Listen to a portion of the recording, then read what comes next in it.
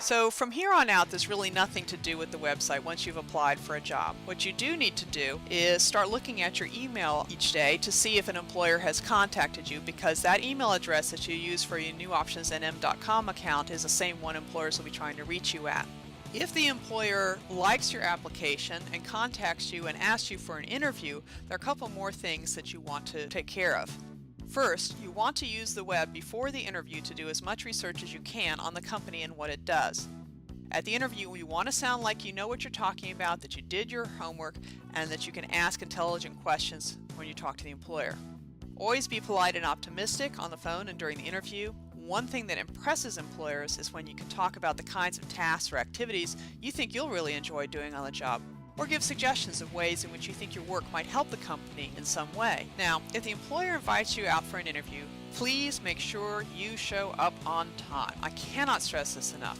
For myself, I generally plan everything so I show up half an hour early and then waste that half an hour walking around the block or having a soda in a diner or something. That leaves a little breathing room for emergencies. There is no faster way to kill a job interview than to show up late. There's also no faster way to get fired than to show up late or miss days on the job. If something comes up where you absolutely cannot make it, or there's some good reason to not show up, say you already accepted a job somewhere else, then you have to call and tell the employer as soon as possible that you can't make it and explain why. Never, ever, ever leave the employer wondering why you didn't show up. So say something does come up. What do you say? Here are some examples. Hello, Mr. Garcia. I know I was supposed to meet you for an interview tomorrow, but I've already accepted a job somewhere else. I apologize, but I'm going to have to cancel. I'm sorry for the inconvenience this causes.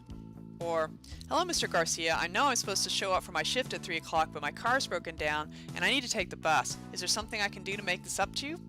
But never just disappear and not show up or show up late without saying anything. This is one way in which work is very different from school. Now, once you show up at the interview, wear decent clothes and dress as neatly as you can. You don't have to look like a Fortune 500 executive, but you should dress about like you would to go to church. Also, be prepared to take a drug test. Not all employers will ask for one, but many will.